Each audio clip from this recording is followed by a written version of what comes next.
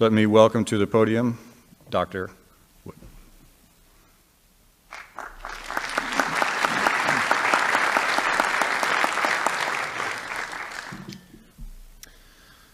Well, good evening. I'd like to thank Reston Bible Church for hosting our debate tonight. The resurrection of Jesus offers answers to more of the big questions than any other event in history. Does God exist? If so, does he care about us? Is there life after death? Do miracles occur? How can we know the true religion? Questions like that. And we had our answers to these questions when a group of women showed up at the tomb of Jesus and were greeted by an angel who said, "Do not be afraid, for I know that you are looking for Jesus who was crucified. He is not here, he has risen, just as he said." The early Christians defended this proclamation against critics, and it's an honor to carry on that defense nearly 2,000 years later. I'd also like to thank my friend John for representing the atheist position. This is my third debate with John, and his dedication continues to amaze me. I don't think Christians appreciate the sacrifice many of our atheist friends make when they spend so much of their time talking about Christianity. Anyone can understand why Christians want to discuss these issues. We believe they have eternal significance. But for atheists who are convinced that their existence ends in just a few decades, to spend those decades unwaveringly focused on Jesus and the Bible, we can only marvel that they're so generous with the little bit of time they've got. If I didn't know better, which I don't, I might think there's something spiritual going on here. But more on this later. We love you, John. You're a good man, David. Did Jesus rise from the dead? The short answer, yes. The long answer, yes. And having a verifiable miracle at its core is one of the most important differences between Christianity and its competitors. I find it fascinating that atheists dogmatically insist that the message of Christianity is just put your blind faith in our religion, when Christianity, more than any other worldview I'm aware of, has always said, here's how you can know that this is true. In the book of Acts, the Apostle Paul says to the people of Athens, tells them that God has set a day when he will judge the world with justice by the man he has appointed. He has given proof of this to everyone by raising him from the dead. So if Christians proclaim, here's the proof, why do atheists here just believe without any evidence whatsoever? It's as if hearing they do not hear and seeing they do not see. But for those with ears to hear, knowing that Jesus rose from the dead is actually much simpler than people realize. To know that Jesus rose from the dead, we only need to know two things. One, that he was dead, and two, that he was alive again later. If Jesus was dead and he was alive again later, I'd say that our atheist friends have a great big Son of God-shaped hole in their worldview. I doubt that John and I are going to have any disagreement on whether Jesus was dead, because we've both studied the sources, and Jesus' death by crucifixion is one of the best established facts of ancient history. Now, the new generation of atheists who learn about Christianity primarily from websites or social media may be surprised to hear that there are historical facts about Jesus. They think of Jesus as a mythical figure, like Hercules, except that they're much angrier about Jesus for some reason. It's a tragedy of the internet age that positions that would be laughed out of the room at the scholarly level can become quite popular at the internet level by circulating among people who don't know much about a topic.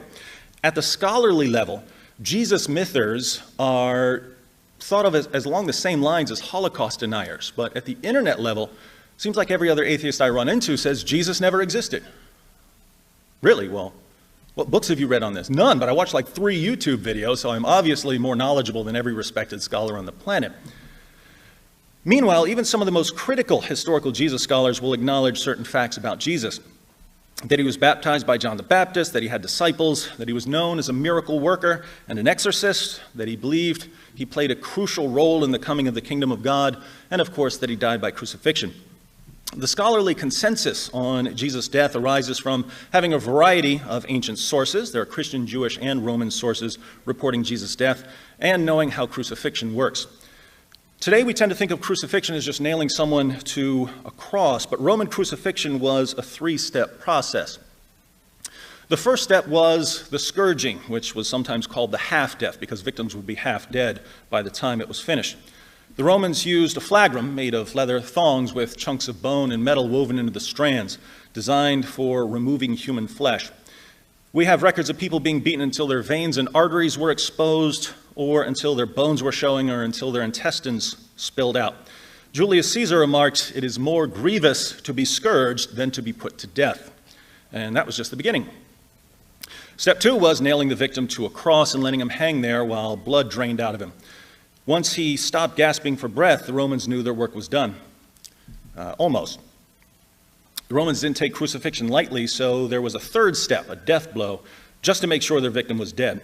If they needed to pry someone off a cross, they would smash his head in, or stab him through the heart with a sword or a spear, or set him on fire, or let wild animals rip him apart. Not the sort of process anyone's going to walk away from. So Jesus' death isn't simply a point of Christian doctrine, it's a fact of history, as even non-Christian scholars are happy to admit. Atheist New Testament scholar Gerd Ludemann declares that Jesus' death as a consequence of crucifixion is indisputable.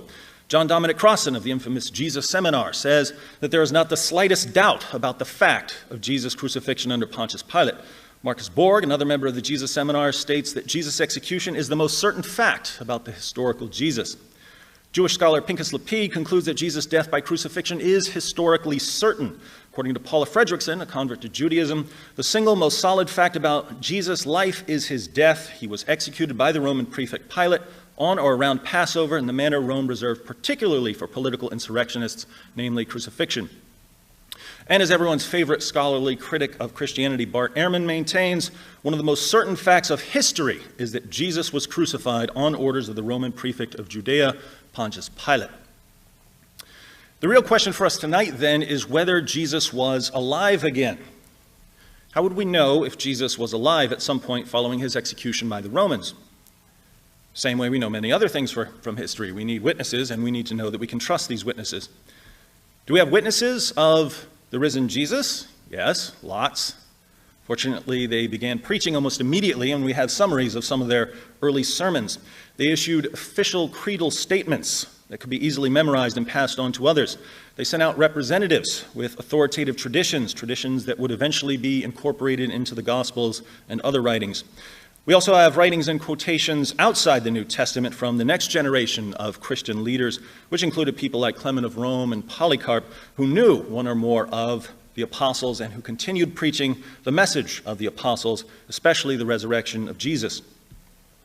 But the most interesting source on the eyewitnesses of the risen Jesus is an early Christian creed recorded in 1 Corinthians 15, 3 through 7. 1 Corinthians was written around AD 55, and Paul says in the letter that he had already delivered the creed to the church in Corinth, which would have been several years earlier. But Paul received the creed long before that, either when he visited the apostles in Jerusalem or perhaps even at his conversion, and scholars date its formulation to within a few years of Jesus' crucifixion. James D.G. Dunn writes, "This tradition, we can be entirely confident, was formulated as tradition within months of Jesus' death." According to Michael Goulder, Paul received the tradition, that is, he was taught it at his conversion perhaps 2 years after Jesus' death. Ulrich Wilkins says that the creed indubitably goes back to the oldest phase of all in the history of primitive Christianity.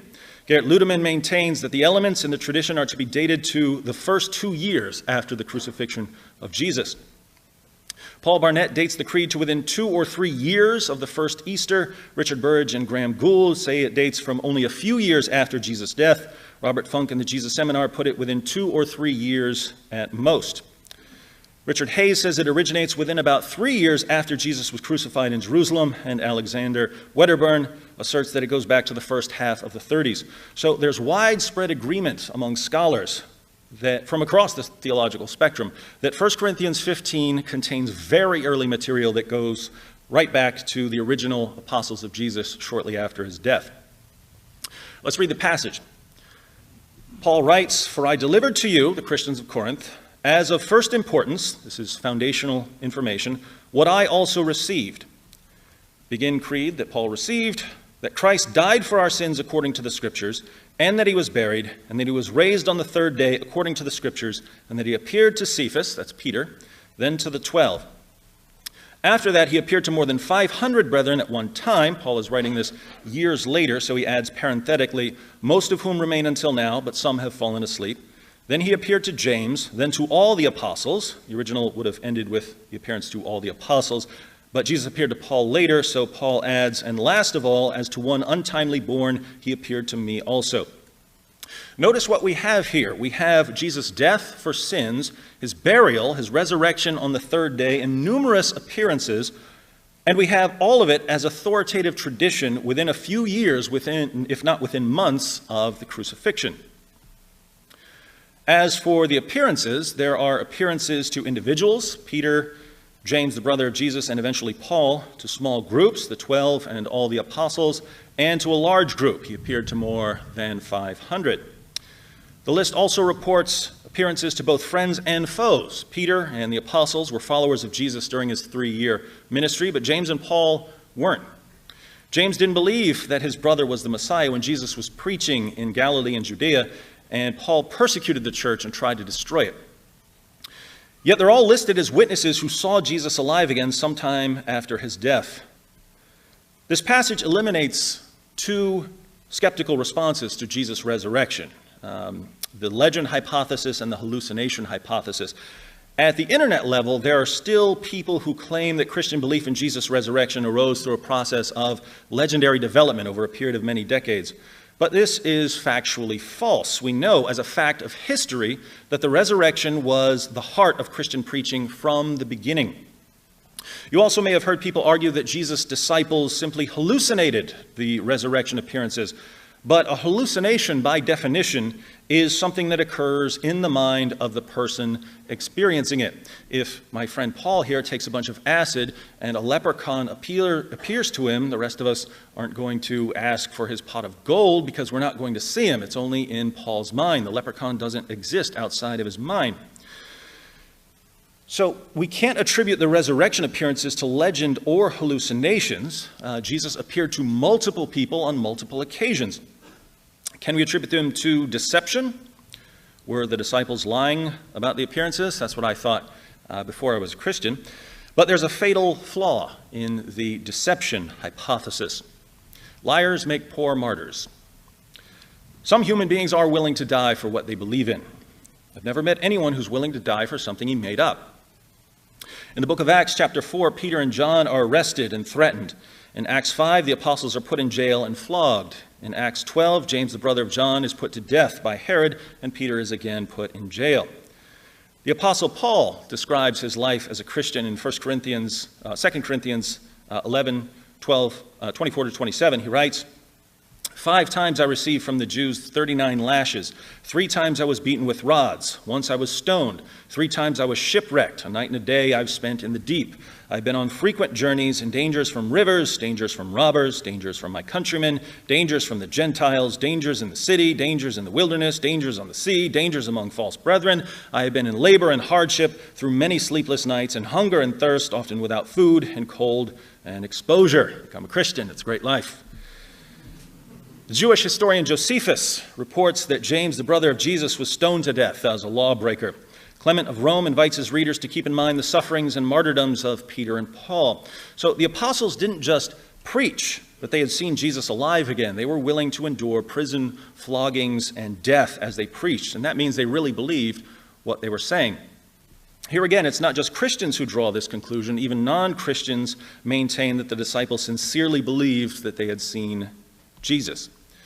Gerrit Ludemann, it may be taken as historically certain that Peter and the disciples had experiences after Jesus' death in which he appeared to them as the risen Christ. Bart Ehrman, we can say with complete certainty that some of his disciples at some later time insisted that he had soon appeared to them, convincing them that he had been raised from the dead. Bart Ehrman again, it is a historical fact that some of Jesus' followers came to believe that he had been raised from the dead soon after his crucifixion. Paula Fredrickson, I know in their own terms what they saw was the raised Jesus. I'm not saying that they really did see the raised Jesus. I wasn't there. I don't know what they saw, but I do know as a historian they must have seen something. Fredrickson says she doesn't know what they saw, but I do. I think it's obvious what they saw. The disciples saw the sort of thing that would convince individuals and groups, friends and foes, that they had all seen a man who had been dead, alive again, standing in front of them, telling them why he had to die and rise again.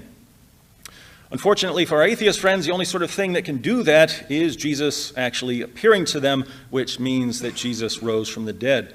So there's only one conclusion to draw from the facts that even atheist and agnostic scholars grant as historically certain. And yet, atheist and agnostic scholars clearly don't believe Jesus rose from the dead. Why do they reject the resurrection when they're aware of the historical evidence? Different people will give different reasons for denying Jesus' resurrection, but if you do a little digging, two broad issues emerge most frequently. First, many people have a prior commitment to naturalism. Supernatural explanations are ruled out before the investigation begins. And if supernatural explanations are ruled out prior to investigation, Jesus' resurrection is never even a candidate for belief.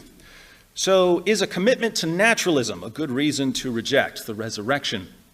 As Alvin Plantinga and others have shown, naturalism as a worldview is fundamentally incoherent because it ends up undermining the cognitive faculties required to affirm it. But a more glaring difficulty, given a discussion of miracles, is the global abundance of miracle claims. In 2006, the Pew Forum issued a report titled Spirit and Power, a 10-country survey of Pentecostals, discussing statistics on Pentecostal and charismatic Protestants in the United States, Brazil, Chile, Guatemala, Kenya, Nigeria, South Africa, India, the Philippines, and South Korea.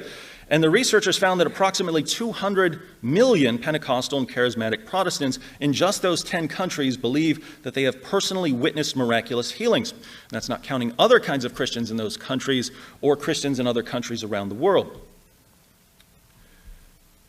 Consider miracle reports in China. According to Edmund Tang, all Christian churches in China practice some form of healing. In fact, according to some surveys, 90% of new believers cite healing as a reason for their conversion. This is especially true in the countryside where medical facilities are often inadequate or non-existent. After reviewing a number of miracle reports from around the world, Craig Keener concludes, it is no longer plausible to tout uniform human experience as a basis for denying miracles, as in the traditional modern argument. Hundreds of millions of claims would have to be satisfactorily explained in non-supernatural terms for this appeal to succeed. While many may be so explained, one cannot adopt the conclusion of uniformity as a premise without investigating all of them. In other words, those who exclude supernatural explanations prior to investigation do so by faith, not because the evidence demands it.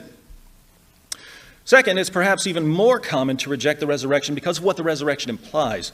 If we believe that Jesus rose from the dead, we might think it's a good idea to listen to what he says. But Jesus said all kinds of things about sin and judgment and salvation, and if we don't want to take his teaching seriously, or if we don't want to become Christians, or if we despise anything that has anything to do with Christianity, we kind of need to get rid of that whole rising from the dead thing. Now, this has always seemed like an odd approach to me. Decide what we want to believe ahead of time and then reject evidence that doesn't line up with what we want to believe. And atheists normally condemn this approach.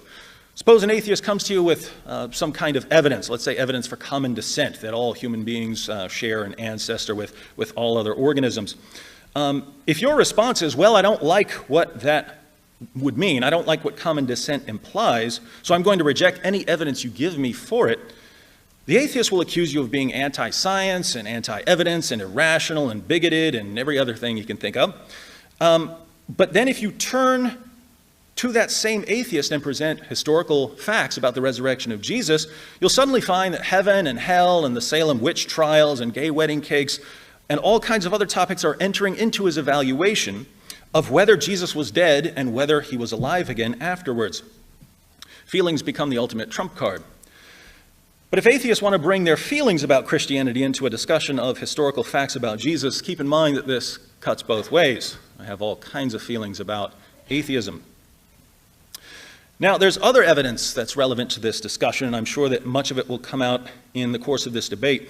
But we already have enough to conclude that Jesus died by crucifixion, that he was alive again later, that friends and foes were so thoroughly convinced that Jesus had appeared to them that they were willing to endure torture and death for the privilege of proclaiming the Christian message. The question for us is, what happened? That's the question I had to struggle with 19 years ago. And I realized that apart from the resurrection, I couldn't come up with any explanation that fit the facts. By that time, I already knew that naturalism was a theory in crisis, and I didn't trust my feelings enough to deny evidence based on them. In the end, I concluded that Jesus of Nazareth rose from the dead, and that if I'm going to listen to anyone tell me about God, it's him.